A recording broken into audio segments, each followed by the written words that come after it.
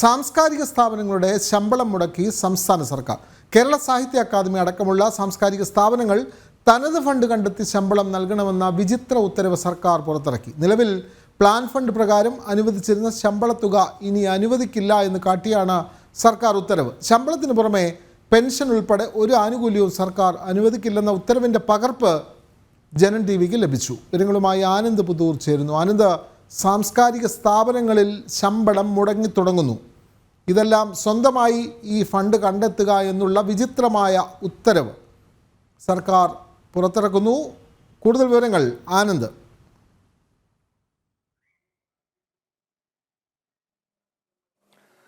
വിനോദ്, എന്തായാലും ഈ സർക്കാരിന്റെ സാമ്പത്തിക പ്രതിസന്ധി സാംസ്കാരിക സ്ഥാപനങ്ങളുടെ ഈ നടപടിക്രമങ്ങളെ അടക്കം അവതാളത്തിലാക്കിയിരിക്കുന്നു എന്നുള്ള ഒരു വാർത്ത തന്നെയാണ് ഇപ്പോൾ പുറത്തു വന്നുകൊണ്ടിരിക്കുന്നത്. അതായത് കേരള ചലച്ചിത്ര അക്കാദമിയും സാഹിത്യ അക്കാദമിയും അടക്കമുള്ള സാംസ്കാരിക സ്ഥാപനങ്ങൾ ഇനി തനതു ഫണ്ട് കണ്ടുകൊണ്ട് മാത്രം ശമ്പളം നൽകേണ്ട സ്ഥിതിയിലേക്ക് പോയിക്കൊണ്ടിരിക്കുന്നു. ഒരു വിചിത്രമായിട്ടുള്ള ഉത്തരവ് തന്നെയാണ് സർക്കാർ ഇതുമായി ബന്ധപ്പെട്ടുകൊണ്ട് പുറത്തിറക്കിയിരിക്കുന്നത്. നിലവിൽ പ്ലാൻ ഫണ്ട് പ്രകാരം അനുവദിച്ചിരുന്ന ശമ്പള തുക ഇനി അനുവദിക്കാൻ സാധിക്കില്ലെന്ന് സർക്കാർ ഈ ഉത്തരവിലൂടെ പുറത്തറിയിച്ചിട്ടുണ്ട്.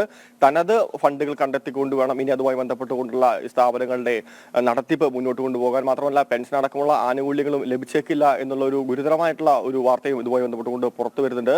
നേരത്തെ തന്നെ വിവിധ സാംസ്കാരിക സ്ഥാപനങ്ങളിലെ ജീവനക്കാർ ഈ ശമ്പളം ലഭിക്കാത്ത മൂലം ഈ കോടതിയിൽ കേസ് ഫയൽ ചെയ്തിരുന്നു. ഇനി അത്തരത്തിലൊരു കേസ് ഫയൽ ചെയ്തതുമായി ബന്ധപ്പെട്ടുകൊണ്ടുള്ള ഒരു മുന്നറിയിപ്പ് കൂടിയാണ് ഇത്. അതായത് അത്തരത്തിൽ കേസുകൾ ഫയൽ ചെയ്യുകയാണെങ്കിൽ സർക്കാരിന്റെ സത്യവാങ്മൂലമായി ഇത്തരം കാര്യങ്ങളായിരിക്കും കോടതിയിൽ ബോധിപ്പിക്കുക എന്ന് നമുക്കറിയാൻ വേണ്ടി സാധിക്കുന്നുണ്ട്. അപ്പോൾ ഈ സാമ്പത്തിക പ്രതിസന്ധി എത്രത്തോളം രൂക്ഷമാണെന്നുള്ളതിന്റെ ഒരു ഉത്തമ ഉദാഹരണം തന്നെയാണ് ഇത്. സാംസ്കാരിക സ്ഥാപനങ്ങളുടെ നിലനിൽപ്പ് തന്നെ അപകടത്തിലാവുന്ന തരത്തിലേക്കുള്ള ഒരു ഉത്തരവാണ് ഇറക്കിയിരിക്കുന്നത്. എന്നാലും ഇതുമായി ബന്ധപ്പെട്ടുകൊണ്ടുള്ള പ്രതിഷേധം ശക്തമാണ്.